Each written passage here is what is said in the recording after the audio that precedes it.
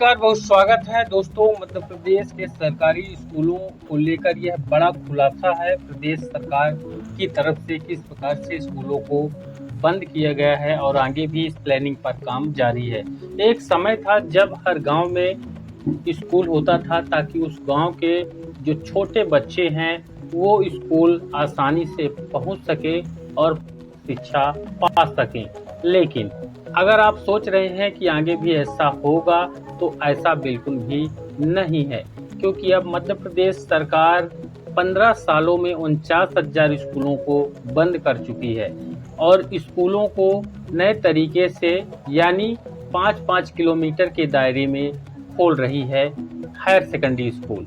पूरा यहाँ पर अपडेट आपको यहाँ पर दिखाएंगे, वीडियो में बने रहिएगा। किस प्रकार से जब स्कूल बंद किए जाएंगे और जो बंद हो चुके हैं उन स्कूलों के जो शिक्षक पहले से थे उनको नई जगह पोस्टिंग मिलेगी और नया शिक्षकों की भर्ती कम होगी या तो नहीं होगी। जैसे कि साल 2026 में मध्य प्रदेश में वर्ग 1 यानी उच्च माध्यमिक शिक्षकों की भर्ती भी नहीं की जा रही है। मध्य प्रदेश में 15 साल में 49,000 सरकारी स्कूल बंद हो चुके हैं। क्या आगे शिक्षकों की भर्ती होगी या नहीं होगी, इस प्लानिंग के तहत आगे भी यही बंद करने का सिलसिला जारी रहेगा।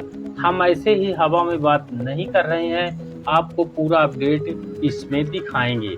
15 साल में 49,000 स्कूलों में ताले, सपना दिखाकर फिर विलय की तैयारी में सरकार। हकीकत, डीओ ने मांगी कम विद्यार्थियों वाले स्कूलों की जानकारी। सरकार ने किस प्लानिंग के तहत जो सरकारी स्कूल के बच्चे हैं उनको वहां से हटा करके दूसरे स्कूलों में डाला है। भोपाल से खबर है, प्रदेश में स्कूली शिक्षा की गुणवत्ता में सुधार को लेकर सरकार कई दावे करती है, लेकिन हकीकत इससे काफ़ी अलग है। पिछले 15 वर्षों में 49,000 से अधिक सरकारी स्कूलों पर ताले लग चुके हैं। अब एक बार फिर सर्व सुविधा युक्त स्कूलों का सपना दिखाकर बड़ी संख्या में स्कूलों को विलय के नाम पर बंद करने की तैयारी की जा चुकी है। वर्तमान में संदीपनी विद्यालयों के 1 से 5 किलोमीटर के दायरे में स्थित कम विद्यार्थी संख्या वाले छोटे स्कूलों का मर्जर किया जा रहा है। इस संबंध में जिला शिक्षा अधिकारी से ऐसे स्कूलों की जानकारी मांगी गई है जहां विद्यार्थियों की संख्या बेहद ही कम है।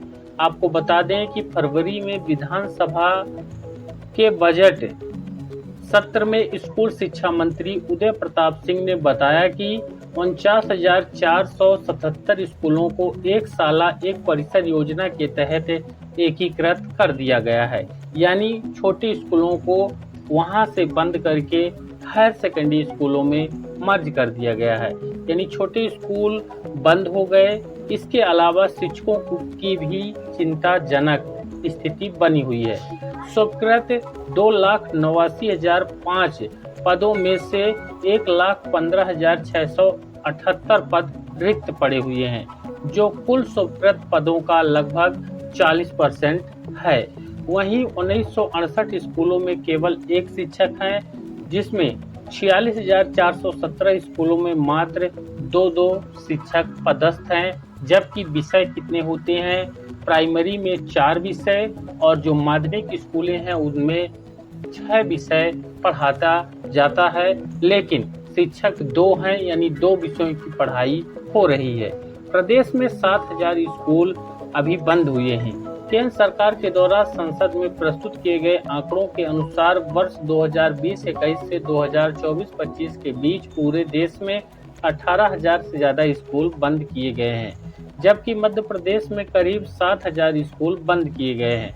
उड़ीसा में 4,000 स्कूल बंद किए गए हैं। जम्मू और कश्मीर में 4300, असम में 3500 स्कूलों को बंद किया गया है। यहाँ तक कि बंगाल में 1,000 से ज़्यादा सरकारी स्कूल बंद हुए हैं। आखिर पहले की सरकारें इतने स्कूल खोलती क्यों थी? उसका यह कारण था कि जहाँ पर स्कूल है उसके आसपास के बच्चे अच्छे से बिना किसी परेशानी के शिक्षा हासिल कर सकें। अब वर्तमान सरकारें स्कूलों को बंद कर रही हैं। इसका सीधा मतलब है कि जो बच्चे हैं वह शिक्षा से वंचित रह जाएं। विडंबना यह भी है कि मध्य प्रदेश में स्कूल शिक्षा विभाग का बजट लगातार बढ़ाया जा रहा है, जिसके चलते स्कूल बंद किए जा रहे हैं। बजट बढ़ाया जा रहा है लेकिन स्कूल बंद किए जा रहे हैं। करीब 15,000 स्कूलों में 20 से कम विद्यार्थी हैं। प्रदेश में हर वर्ष स्कूल चले हम अभियान चलाया जाता है ताकि नामांकन की दर बढ़े। इसके बावजूद प्रदेश में 15,170 स्कूल ऐसे हैं जहां विद्यार्थियों की संख्या 20 से कम है।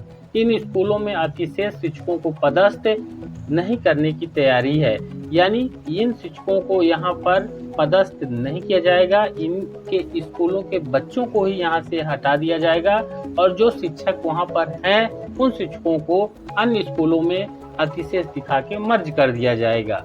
अब 300 स्कूल इस सत्र में संदीपनी में मर्ज होंगे। इस नए शैक्षणिक सत्र में प्रदेश के 274 संदीपनी विद्यालयों में 161 स्कूलों के भवन निर्माण कार्य पूर्ण हो चुके हैं।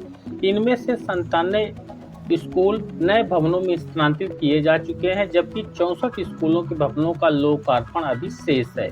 जिन विद्यालयों को नए भवनों में स्थानांतरित किया गया है उनके अंतर्गत आने वाले 300 से अधिक प्राथमिक और माध्यमिक स्कूलों को इस सत्र में बंद कर दिया जाएगा। आप देखिए कितना शातिर तरीके से, कितनी प्लानिंग के तहत इन स्कूलों को मर्जर के नाम पर, यानी उस स्कूल को बंद करना ऐसा नहीं बताया जा रहा। ऐसा बताया जाए कि हम इस स्कूल को वहाँ शिफ्ट कर रहे हैं, जबकि उस स्कूल को वहाँ पर बंद किया जा रहा है। शिफ्ट करना उसको कहते हैं कि उस स्कूल का जो डाइस कोड है और पूरा जो है वो सेम दूसरी जगह वहाँ शिफ्ट किया, लेकिन ऐसा नहीं है। उस स्कूल के बच्चे और शिक्षकों को वहाँ से हटा जाए, स्कूल का डाइस कोड और स्कूल का जो नाम है उसको ही यहाँ पर हटाया जा रहा है।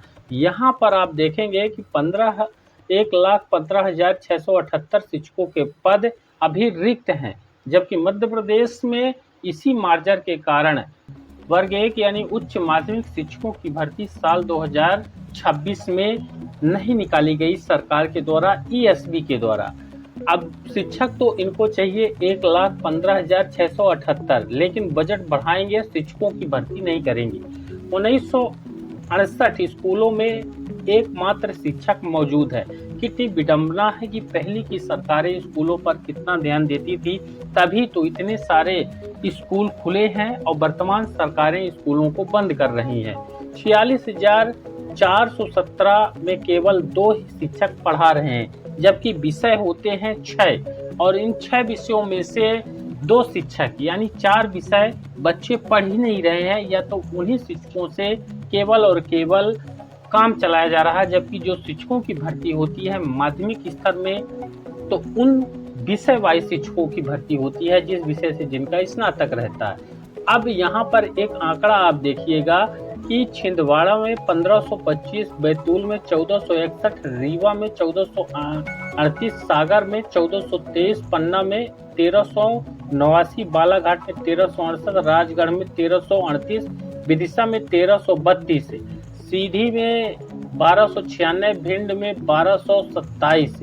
ये स्कूल शिक्षा विभाग के ऑफिशियल आंकड़े हैं, उनके अनुसार है।